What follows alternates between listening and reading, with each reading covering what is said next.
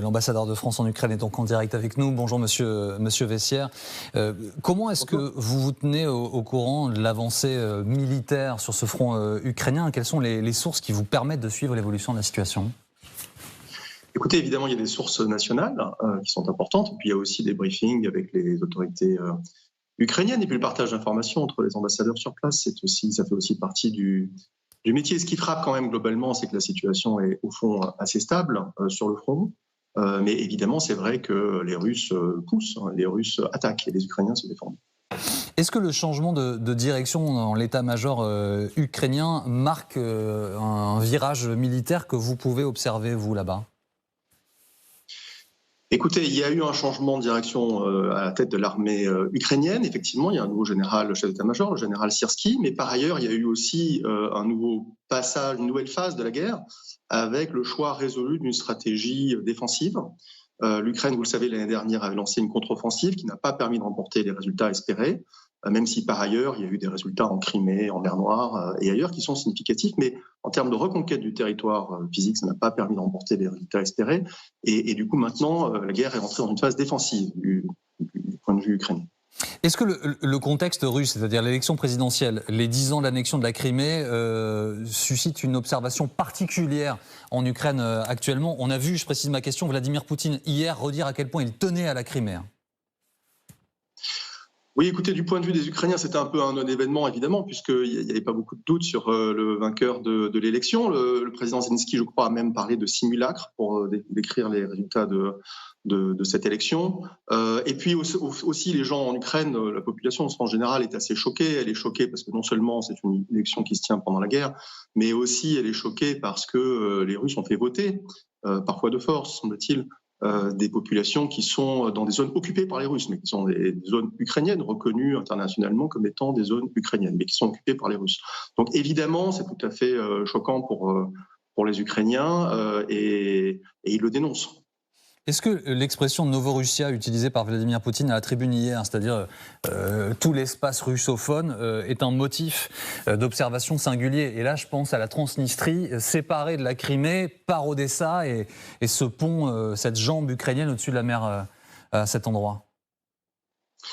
Écoutez, moi, comme ambassadeur de France en Ukraine, ce que je peux vous dire, c'est qu'en fait, du point de vue ukrainien, c'est le contraire total de la réalité, puisque en Ukraine, il y a beaucoup de gens qui sont russophones, aujourd'hui encore, et il y a beaucoup de gens qui se battent dans l'armée ukrainienne pour l'Ukraine et qui se font tuer en russe, en fait, en réalité, dans l'armée ukrainienne, par patriotisme.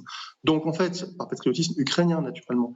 Donc, en fait, la langue qu'on utilise et le sentiment national est, dans cette partie du monde, largement décorrélé. Et évidemment, c'est de la propagande russe que de présenter les deux choses comme assimilées, finalement, comme tous les gens qui parlent russe comme soutenant la Russie ou le régime de Vladimir Poutine. Je crois que ce n'est pas du tout le cas. Enfin, en tout cas, l'Ukraine en apporte la démonstration. Monsieur l'ambassadeur, quand est-ce qu'Emmanuel Macron rendra visite à Volodymyr Zelensky? On sait que cette visite devrait intervenir prochainement. Écoutez, le président de la République et le président ukrainien ont tous les deux dit dans quelques semaines. Voilà, on y travaille naturellement. L'important, c'est qu'il y a eu toute une séquence. En fait, le président Zelensky est venu à Paris le 16 février. Et puis derrière, il y a eu cette séquence internationale que le président de la République a menée le 26 février avec une trentaine de pays à son niveau à lui, essentiellement les chefs d'État et de gouvernement. Puis le 7 mars, au niveau des ministres des Affaires étrangères et des ministres de la Défense. Ça, c'était en visioconférence. Donc le président est en train de bâtir une coalition, un groupe de pays qui veulent faire plus, mieux, plus fort, plus significatif, plus important pour l'Ukraine. Et évidemment, c'est très apprécié par nos partenaires ukrainiens. C'est évidemment dans ce cadre-là que la prochaine ou la future visite du président de la République en Ukraine aura vocation à se placer. Je n'ai pas d'annonce à vous faire aujourd'hui. Est-ce qu'en creux, je dois comprendre qu'il viendra accompagner d'Olaf Scholz, par exemple, du Polonais M. Tusk? Écoutez, encore une fois, je n'ai pas d'annonce à vous faire sur la visite. Ce que je peux vous dire, c'est qu'il y a un intense travail, évidemment, diplomatique. Et à l'intérieur de ce travail diplomatique, qui est plus large que l'Europe, bien sûr, il y a aussi un focus, une intensité particulière sur les partenaires européens. Il ne vous a pas échappé que le président de la République était à Berlin vendredi dernier et qu'il a eu des réunions naturellement bilatérales avec le chancelier, mais aussi en format Weimar avec le Premier ministre polonais. Donc il y a beaucoup de formats, beaucoup de discussions. On verra comment tout cela avance. Ce qui est important, c'est cette dynamique qui est portée par le président, qui est aussi portée par le ministre des Affaires étrangères en France et par le ministre de la Défense. Tous les deux, comme vous le savez, sont venus en Ukraine et pour monsieur séjourner le jour même de sa nomination au gouvernement. Donc ce ne serait pas incohérent, monsieur l'ambassadeur, que monsieur Macron fasse le déplacement avec des homologues européens? Écoutez, je n'ai pas d'annonce à vous faire, vous comprenez bien. En revanche, il y a un sujet sur lequel vous allez évidemment travailler très sérieusement, c'est la sécurité de ce déplacement.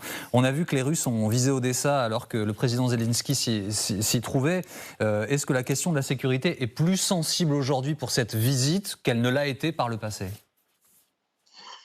Écoutez, la question de la sécurité est toujours à prendre très sérieusement dans un pays en guerre, évidemment. Est-ce qu'elle est plus sensible que par le passé ? Franchement, je ne le pense pas.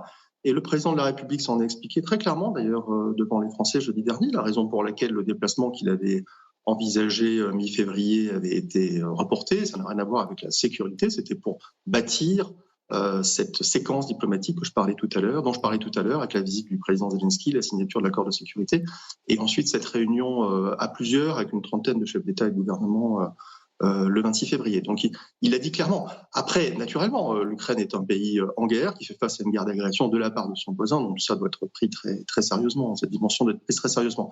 Mais ce n'est pas là une explication.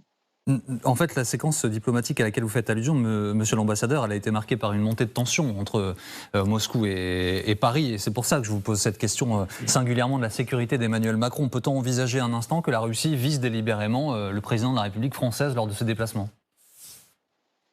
Évidemment, je ne peux pas l'envisager.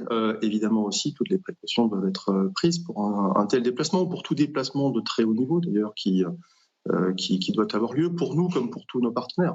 Encore une fois, l'Ukraine est un pays en guerre et cette guerre est menée par la Russie. Il faut en tirer les conséquences.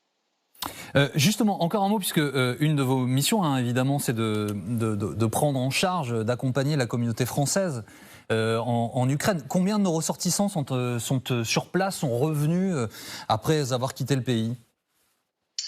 Écoutez, nous avons aujourd'hui un peu plus de 600 personnes inscrites au registre des Français à l'étranger, donc qui sont officiellement déclarés comme résidents en Ukraine. Et évidemment, nous appelons tous les Français d'abord à éviter de se rendre en Ukraine, comme vous le savez, puisque c'est un pays en guerre, mais aussi, si jamais ils y sont, à se signaler, bien entendu, à l'ambassade. La France a une présence économique en particulier très active en Ukraine depuis bien des années, avant même la guerre. Et on ne le sait peut-être pas assez à Paris, mais en réalité, les entreprises françaises et les filiales d'entreprises françaises sont le premier employeur privé étranger du pays, si on agglomère tout. Et donc, c'est effectivement significatif et ça participe de la résilience de l'Ukraine. Merci beaucoup, monsieur l'ambassadeur. Merci d'avoir été avec nous ce matin en direct